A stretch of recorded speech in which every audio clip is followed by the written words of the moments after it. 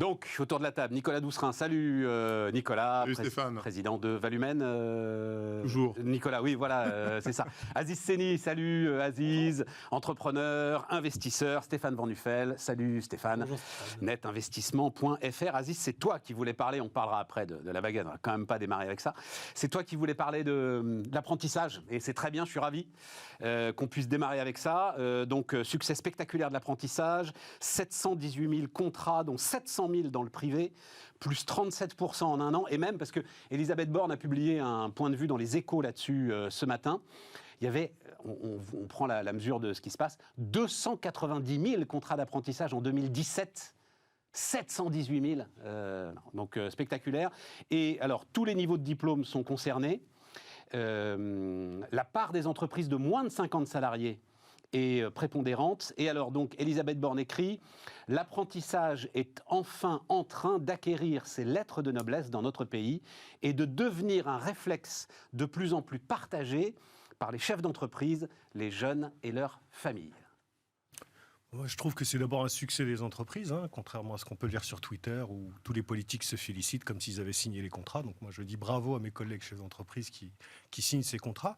Et pour le voir autour de moi, sur ces chefs d'entreprise, PME essentiellement, on est quand même dans un contexte un peu particulier, avec des difficultés de recrutement, une grosse problématique sur le sujet. Donc beaucoup utilisent ce contrat comme de la pré-embauche. On va prendre un jeune, on va le former et on espère qu'on va le garder. Donc on investit sur l'humain en espérant aussi s'inscrire dans la durée. Donc c'est peut-être d'ailleurs pour ça que... On a une prime de 8 000 balles quand même pour investir dans l'humain. Tu vois, oui, mes amis chefs d'entreprise, tout ça, machin et tout. Ok, mais oui, enfin... mais je ne crois pas que l'essentiel des chefs d'entreprise court après. On n'embauche pas parce qu'on a 8 000 balles 8 000 euros, pardon, excuse-moi. 8 000 euros c'est pas une embauche, c'est un contrat d'apprentissage. Oui, c'est mais beaucoup moins engageant.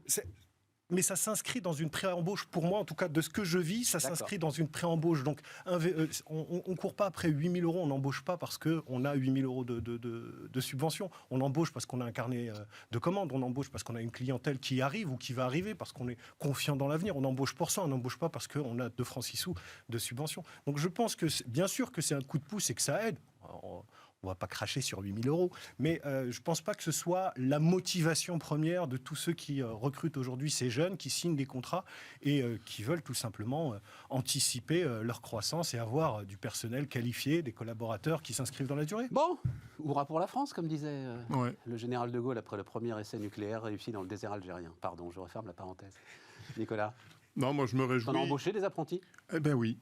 J'en ai pris un il y a 2 mois, effectivement. J'ai considéré qu'après avoir créé mon entreprise sur un effectif de 10 en interne, j'ai embauché mon premier apprenti parce que j'estime que c'est un devoir en tant que chef d'entreprise de contribuer à former notre jeunesse. Et en ça, pour répondre à ce que tu viens de dire... Oui, mais toi, dis donc, c'est quand même Ouais. assez qualifié, puisque tu fais... du management de transition. Ouais. Management de transition, etc. Et tout. Donc les gars, ils sont bac plus 5. Ouais, mais ça, moi, forcément. moi, j'ai pris- même au-delà, quoi. Non, j'ai pris un jeune parce qu'on est en train de travailler sur un gros projet de plateforme digitale. Donc j'ai pris un jeune en apprentissage qui est formé aujourd'hui sur les métiers de l'informatique. Ok. Je lui ai mis un chef de projet, il travaille Ok, avec notre agence très bien. pour travailler sur un projet stratégique. Non, ce qui est important, on le dit toujours en économie, il y a une chose qui ne se vérifie pas, c'est le climat de confiance. Voilà. Les 8 000 euros d'aide, toute la politique qu'a mis, Dieu sait que je suis parfois assez critique sur le gouvernement, il faut reconnaître que ce qui a été mis en place et initié dès 2018, aujourd'hui a créé un terreau extrêmement favorable et extrêmement rassurant à la fois pour les familles et toute cette jeunesse, on en parlait encore tout à l'heure, qui est extrêmement touchée par la crise que nous traversons. Donc, ce n'est pas les 8 000 euros qui vont permettre c'est l'ensemble des ingrédients. La politique gouvernementale, l'enseignement, les jeunes, l'aide financière, c'est tous ces ingrédients qui permettent aujourd'hui de donner cet élan. Et moi, je me réjouis pour tous nos jeunes. Je te donne la parole dans un instant, Stéphane. Donc, quand même, réforme pénico de 2018, qui est la clé du truc. Ah oui. Libéralisation de la création des centres de formation d'apprentis. Et maintenant, ils sont passés de 1 000 à 3 000 en France. Donc, en 2018, 2020, en 2 ans, tu as eu la création de 2000 CFA grâce à cette réforme. Stéphane ? Eh bien, alors, d'abord, c'était une promesse du candidat Macron qui a été tenue. Ça fait très longtemps que moi, sur plein de plateaux, et je pense qu'on avait eu plein de fois cette discussion, Stéphane, depuis une dizaine d'années, il était évident que c'était un trou qu'on avait dans la raquette, dans notre formation, cette notion d'apprentissage. Pour une raison très simple, c'est que j'ai fait une partie de mes études, moi, en alternance. À l'époque, c'était des contrats pro d'alternance. Moi une aussi, semaine, une Stéphane. semaine. Voilà. Moi aussi. Et ce que ça m'a appris dans un secteur qui n'a rien à voir avec ce que j'ai fait après, parce que je faisais un subdeco, donc bon. Et ben, j'ai appris un truc, c'est que dès le premier jour de mon stage en entreprise, on m'a fait faire de A à Z tous les services de l'entreprise, alors que moi j'arrivais, école de commerce, vous voyez, la tête gonflée de toutes mes certitudes d'être demain le patron de CAC 40. Et ben, j'ai retenu une leçon, c'est que c'était en plus c'était dans une boîte de recyclage, donc autant vous dire que ça vous envoie très fort. J'ai retenu cette leçon. Donc ça, c'est très important, parce que je pense que sur ces 700 000 contrats par rapport aux moins de 300 000 qu'il y avait il y a 5 ans, fondamentalement, on va espérer que dans l'écart, déjà, non seulement au-delà de la possibilité de trouver un emploi, parce que ça, on ne sait jamais, est-ce que l'embauche va continuer derrière, 60%. etc. Voilà. Mais j'allais donner mon exemple chez Net Investissement. Et alors, nous, on a eu des stagiaires à tous les niveaux. Évidemment, le Master 2 de gestion de patrimoine, Bac plus 5, on le recrute, on l'a pendant 1 an ou 2, selon s'il fait un Master 1, Master 2. Ça le prépare à l'identité de Net Investissement, à l'idée de faire son métier, mais c'est du haut de gamme, donc les mecs, évidemment, on les garde souvent derrière, parce que le recrutement du stagiaire ressemble à un recrutement Oui, d'un parce que salarié. ça, c'est le stage. C'est le stage dans le cadre du Après, Master 2. Net C'est pas Investissement, c'est du l'apprentissage. digital. Donc, Ouais. on a eu aussi des stagiaires à l'IT, donc du programmeur, etc. Donc là, déjà, on descend d'une strate de précision. Ça ressemble un peu plus à ce que disait Nicolas. Et là, c'est hyper intéressant, parce que ça permet aussi de tester des gens qui sont très différents, en particulier de ma personnalité. Donc, on vit avec des gens, ce serait une mauvaise surprise si on les salariés du jour au lendemain. Et après, je vais même plus loin. On a découvert en grandissant tout ce qui est middle office et back office. Alors, c'est pas encore le stage d'alternance, d'apprentissage en industrie lourde, mais là, tu tombes sur des futurs postes qui sont pas les plus reluisants. Tu vois, c'est du traitement Bien sûr. administratif. C'est bon.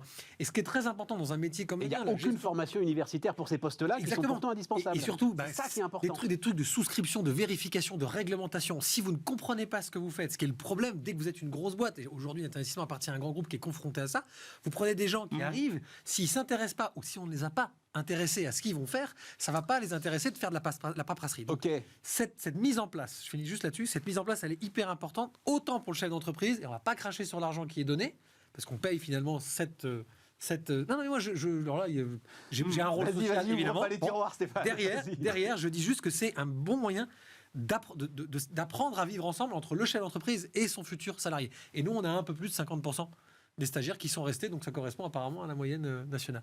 Mais ceux qui ne sont pas 6 restés sur sont 10. partis faire autre chose. Enfin, 6 sur 10, pas forcément restent. 6 sur 10 sont en emploi 6 mois après. Nous, la c'est fin 6 de sur leur 10 sont restés chez nous. apprentissage. Les autres sont partis faire d'autres expériences dans d'autres entreprises. Aziz, tu voulais rajouter quelque chose? Non, je trouve que c'est un bon sas pour rentrer dans une entreprise, à la fois pour le jeune qui découvre cet environnement, et puis Est-ce que c'est encore une fois sur cette philosophie de pré-embauche.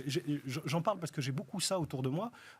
Beaucoup se disent on investit pour pouvoir garder derrière, et surtout on a le sentiment que c'est un peu plus facile de passer par cette étape-là que d'aller recruter en ce moment directement sur le marché, parce qu'on galère un peu à trouver les bonnes compétences. Mais j'en reparlerai de demain parce que il se trouve que Amélie de Montchalin, donc la ministre de la fonction publique, lance la plateforme de la marque employeur du secteur public.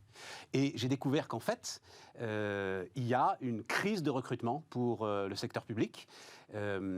Et quand tu mets les deux chiffres en parallèle, que tu te reportes 10-15 ans en arrière, que tu vois aussi le million de créations d'entreprises, tu te dis qu'on est peut-être en train, tranquillement, de vivre une pure révolution culturelle dans notre pays, autour de l'entrepreneuriat, autour de la prise de risque. Ce qui amène donc à cette histoire, ça c'est toi qui voulais en parler, Nicolas, cette histoire de banque pour les jeunes de Pécresse. Alors là aussi, je vais essayer de donner juste quelques petits éléments, parce qu'en fait... Il n'y a pas grand-chose. Et non, voilà. J'ai été sur le site de Valérie Pécresse, on n'a rien.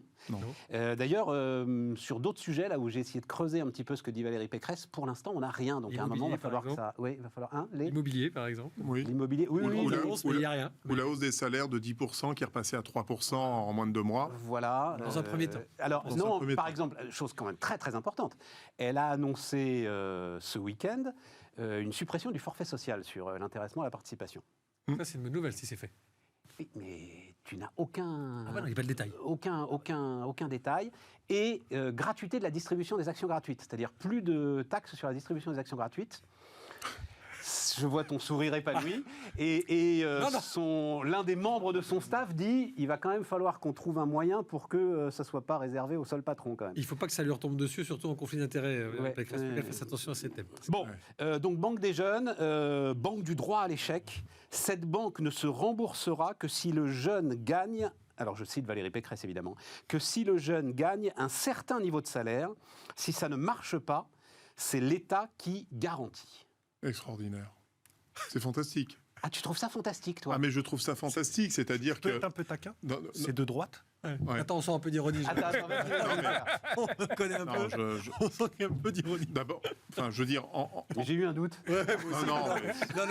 Je suis effaré par ce manque J'ai failli y aller. de préparation pour sortir des mesures dans un but électoraliste. Je trouve ça incroyable. Je veux dire, Valérie Pécresse, elle connaît rien à l'économie, visiblement. Il suffit de Elle était voir... ministre du budget, quoi.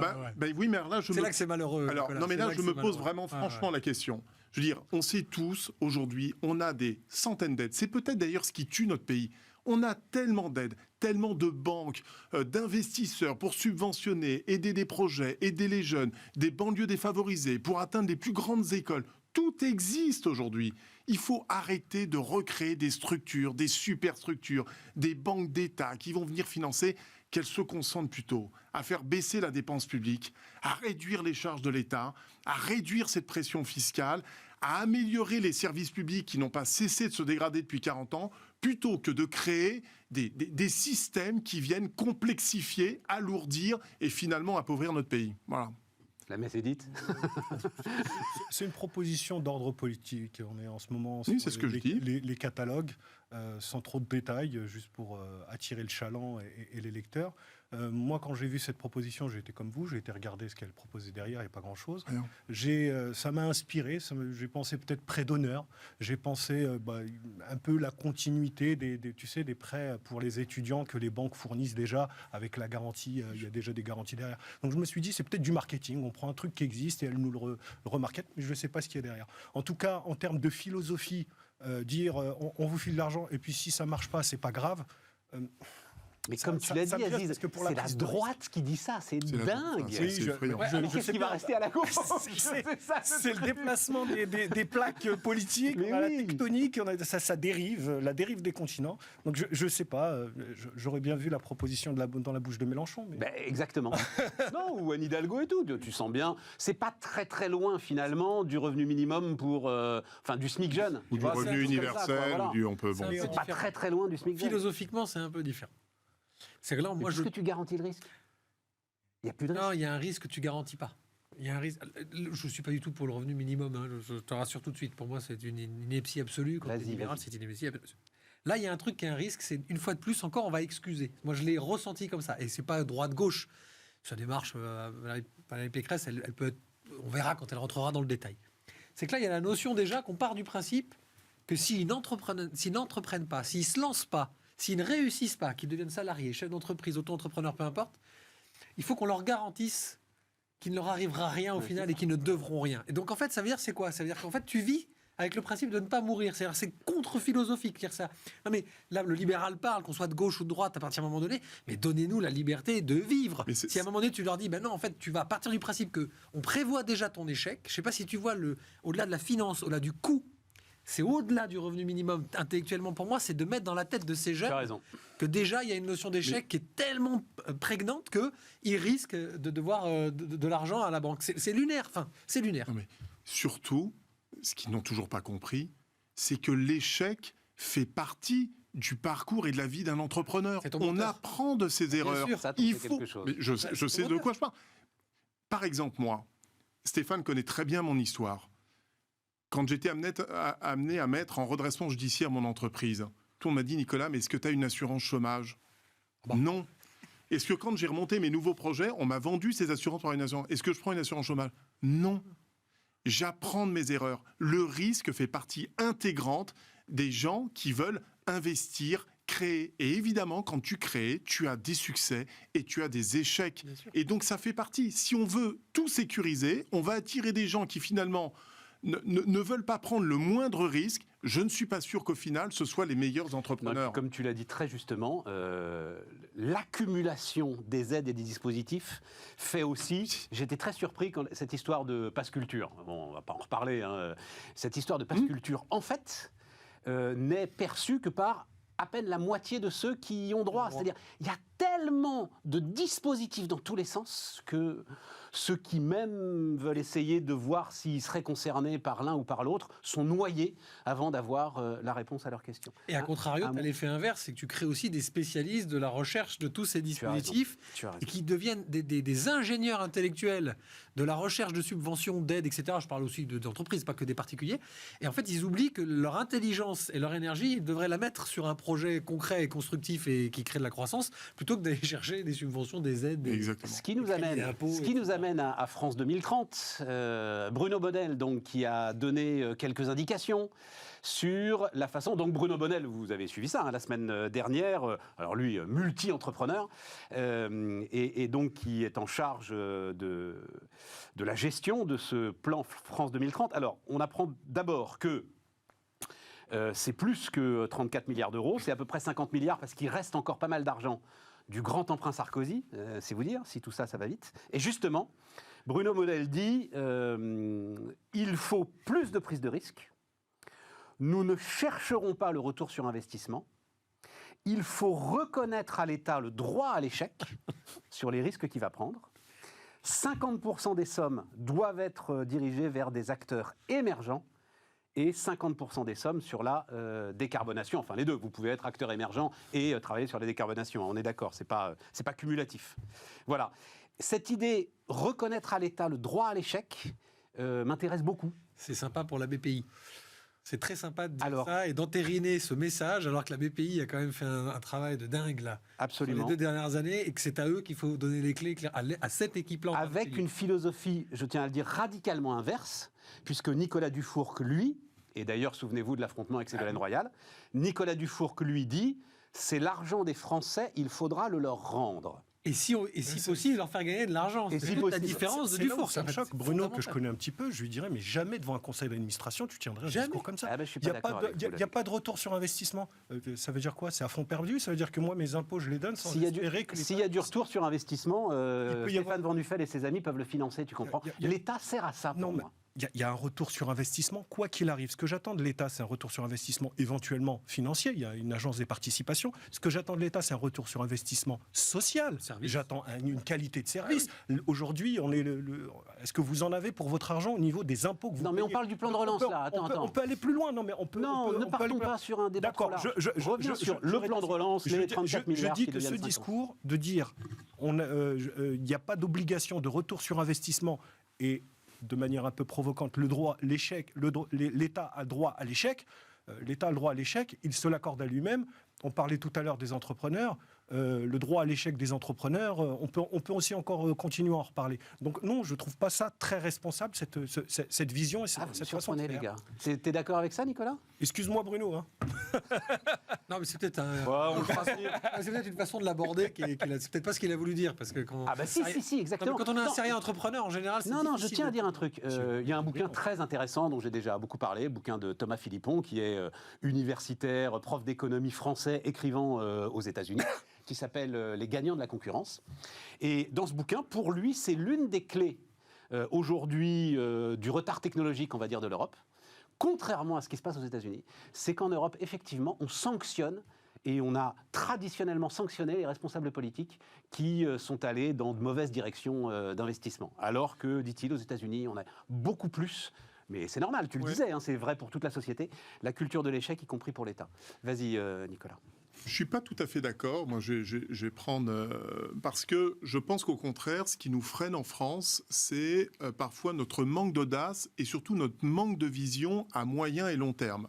Moi, j'ai toujours été impressionné, par exemple, par les Américains qui acceptent de financer, par le biais de l'État, d'entreprises privées, de banques, des projets comme, on va citer encore, désolé, Tesla, Amazon, qui ont accepté de perdre beaucoup d'argent, qui ont innové, sans pour autant savoir qu'ils allaient forcément réussir à 5 ans, 10 ans. Publics, non, c'est pas des programmes publics, mais à la marge, ce que je veux dire, c'est que je reprends en image, c'est-à-dire que l'État investisse sur des nouvelles technologies et qu'il y a un certain nombre de projets qui réussissent sur le long terme et d'autres qui échouent. Pour moi, ça fait partie de la notion de risque. Et puis, quant au déficit, le droit à l'échec de l'État, on le raccorde depuis exactement 46 ans. Hein, on va atteindre les 3 000 milliards d'euros de dette. C'est pas pareil. Alors, à la limite, soyons très entreprises. Le droit à l'échec de l'État dont vous parlez, c'est l'OPEX. Oui. Et là, on parle de CAPEX. Là, on parle de CAPEX. Voilà. Et donc, c'est pas pareil. Mais moi, je peux comprendre qu'on investit. Alors, évidemment, il faut qu'il y ait un minimum de contrôle. Mais la prise de risque d'investir sur ces grands projets qui engagent le pays, je veux dire, quand on a lancé le TGV à l'époque, le nucléaire, des grands projets industriels comme Ariane Espace ou comme Airbus, on n'était pas sûr du succès à la base. Vous êtes très confiant dans le rôle de l'État actionnaire, dans le rôle de l'État investisseur. Excusez-moi, là, je vais te... Putain, si l'État investisseur était bon dans son rôle, ça se saurait. Et il l'est quand il veut, Aziz. Il l'est. Non mais Aziz, le nucléaire, c'est bien. Ça a été jusqu'à présent, ça a été quand même un grand succès en France. Il faut quand même une vision entre guillemets de portefeuille. Alors, il faut une vision de portefeuille. Je veux bien qu'on perde de l'argent parce qu'on investit là et qu'on s'est planté sur l'expérimentation, mais globalement, il faut quand même une vision où l'argent du contribuable, quand il est investi, on puisse se dire à terme, globalement, tout ça, ça va générer quelque chose et ça permettra une baisse d'impôts, ça permettra d'améliorer les services publics ou que sais-je. Donc, moi, j'ai vraiment une trouille, c'est quand on dit à des... Excusez-moi, ça va être vraiment cliché, quand on dit à des énarques, vous avez le droit à l'échec, vous avez le droit d'investir et pas gagner d'argent, moi, j'ai une alerte, un truc rouge qui s'allume et qui dit, les mecs, voilà, c'est ça. Aziz a raison, mais il y a deux choses. Moi, dans ce que tu as dit, tu vois, alors moi, je suis pas resté du tout coincé sur le droit à l'échec. Sur le droit à l'échec, fondamentalement, l'État, le représentant politique, il passe par la case élection, donc il rate, etc. Moi, ce qui me choque à un moment donné, et c'est là où je dis Dufour qui doit être dingue, c'est que la BPI, on leur a demandé, là, en particulier ces 2 dernières années, c'est pas nouveau, la BPI a fait du très bon travail sur cette équipe depuis plusieurs années. Mais là, en particulier, avec le PGE, le Covid, le machin, les fonds, la joint venture avec 1, 2, 3 IM pour aller faire de l'investissement en FCPR, etc. Les mecs se sont sortis vraiment l'esprit et ils ont eu des réflexes d'investisseurs privés alors que c'est l'argent de l'État. Et en particulier sur une grosse partie, PGE, etc., dans une optique de crise, de sauver des entreprises. Au cas où, ils ont été quand même hyper regardants sur la capacité de l'entreprise, malgré l'aide de l'État derrière, à survivre. Non, mais... Pas le PGE, Stéphane. Non, Nicolas. Non. Attends, Nicolas, laisse-moi finir. Les chefs d'entreprise que nous sommes, oui. Bon, moi, je ne l'ai pas eu, j'ai pas demandé. Mais les chefs d'entreprise que nous sommes, on a trouvé le moyen de moyenner. C'est juste que les chefs d'entreprise ont tous pris le PGE alors qu'ils n'en avaient pas besoin. En se disant, c'est de la trésorerie. Oui. Et ça, c'est l'ingénierie sur l'ingénierie. Bon, oui. Je reviens sur ce que je dis. Et Stéphane, je te l'ai déjà dit 20 fois sur le plateau. L'État français, et c'est le libéral qui parle, l'État français doit se comporter comme un État anglo-saxon, comme des États américains. Les Américains, quand l'État se mêle d'un truc, devient ultra-soviétique dans le pilotage d'un projet, la seule contrainte qu'ils demandent, c'est qu'il faut que ça rapporte au moins $1 aux contribuables américains. Dans l'esprit américain, il est inacceptable dans cette phrase qu'on imagine que ce soit flat, que ça ne rapporte pas d'argent. Tu ne fais pas un investissement, que tu sois État ou privé, sans vouloir gagner de l'argent. Pour une raison très simple, gagner de l'argent, ça n'est pas engraisser les actionnaires. C'est ça le problème du discours en France, c'est faire de l'investissement. Et si tu crées un investissement qui lui-même crée des marges pour recréer de l'investissement, tu as gagné. C'est l'erreur française. Il ne faut pas que l'État français gagne de l'argent. C'est sale. Un chiffre, parce qu'on en parle assez peu, nous. Les Anglais avaient 2 modes de distribution du PGE. Un mode un peu comme nous, avec une garantie à 80%, je crois que c'était 80% distribué par les banques. Puis un autre mode, garantie à 100%. Vous avez vu le truc là, le soupçon de fraude devant lequel ils sont, 5 milliards de livres. 5 milliards de livres. C'est pas la faute de l'État anglais. Non, mais ça veut dire que quand même le contrôle des banques, tu vois, tu parlais de la BPI, les petits 10% de banques qui ont fait que quand même les banques responsables de 10% ont regardé à qui elles filaient ce PGE, c'était nécessaire. Et Stéphane, quand tu fais des financements de projets avec la BPI à l'époque, je ne parle pas de PGE, BPI plus banque, faut pas croire que le mec de la BPI, il arrive avec une veste en velours côtelé et qu'il comprend rien. Hein. Il est aussi dimensionné que ton banquet. Un mot, Aziz, parce que tu voulais... il nous reste quelques minutes, on va pas, mais ça m'intéresse, moi, ce que tu as à dire là-dessus. Impact de la culture, donc woke, tout le monde sait de quoi on parle, hein, sur le management, il y a quelque chose que tu vois monter qui t'intéresse? Je vois des petites alertes comme ça, et il y a une actualité qui m'a un peu choqué, c'est cette actrice anglaise qui s'est mise à pleurer devant la caméra sur Sky News, en s'excusant de ne pas être noir. Et je me suis pas dit... être assez noir. Assez noir, pardon. Et il y a des petites... On sait qu'il y a un décalage entre cette culture anglo-saxonne et ce qui nous arrive chez nous de 5 ans. Et je vois des petites alertes comme ça et je me dis, est-ce qu'on ne va pas finalement se retrouver avec des problématiques de ce type à gérer dans nos entreprises, avec cette woke culture qui va devenir un paramètre à gérer en plus de déjà tout ce que nous avons et qui va venir impacter tout simplement l'organisation, le recrutement. Et je voulais qu'on en parle aujourd'hui. Tu as vu, alors, non, mais il y a actualité quand même. Hein, donc pas entre grâce à toi d'ailleurs, parce que j'étais passé au travers, c'est le premier anniversaire de la plateforme anti-discrimination. Donc je savais même pas qu'il y avait une plateforme anti-discrimination qui avait été... voilà. 14 000 appels en un an, 50% sont liés au travail. Donc c'est 7 500 dossiers liés au travail en termes de discrimination. Est-ce que c'est un sujet réel? Est-ce qu'on se dit que c'est rien du tout, peanuts, au regard des 20 millions de salariés en France? Je sais pas. Non, mais il y a... Vas-y. Non, mais vas-y. J'allais te poser une question. Je trouve, encore une fois, c'est encore les mêmes méthodes qui conduiront au même résultat. La problématique gérée par l'État de l'antidiscrimination, je trouve que c'est une gabegie, c'est une perte de temps et ça ne sait pas faire. La problématique, elle se trouve dans les entreprises, elle se trouve dans la formation des DRH, elle se trouve aussi à la hauteur et au niveau des candidats. Donc, il y a toute une culture et une éducation, une formation à faire et l'État prend ça sous l'angle un peu politique. On voit bien la porte par laquelle on rentre avec l'antidiscrimination, le SOS racisme, ne touche pas à mon pote, le machin, le truc. Donc je vois bien qui peut en profiter. Mais de manière factuelle, je préférais qu'on passe par les entreprises, par la formation. Il y a des problématiques, ils se règlent de plus en plus. Et plutôt que de stigmatiser le salaud d'entrepreneur ou le salaud de non, qui recrute, ou bien de tu l'as pas vu stigmatiser. Là, je t'en parle, j'ai été le chercher d'ailleurs. Ou de victimiser l'autre partie. C'est important. Ou de victimiser le candidat. En fait. Moi, je suis vraiment pour qu'on essaye d'améliorer les process de recrutement en interne sans jeter l'opprobre et en pensant, parce que la woke culture, c'est ça, c'est de présumer que tout le monde est raciste globalement, que tous les blancs mais sont c'était racistes. fondé, Aziz, quand même, au départ, historiquement quand même. Ça vient des États-Unis, il y avait une apartheid comme ça, rigolez pas. Je ne vais pas te parler de mon arrière-grand-père qui ceci ou que cela. Bon, les amis, on marque une pause. On marque une pause, c'est important aussi. De marquer une pause. Les pauses. C'est notre EBITDA à nous, vous savez, les pauses.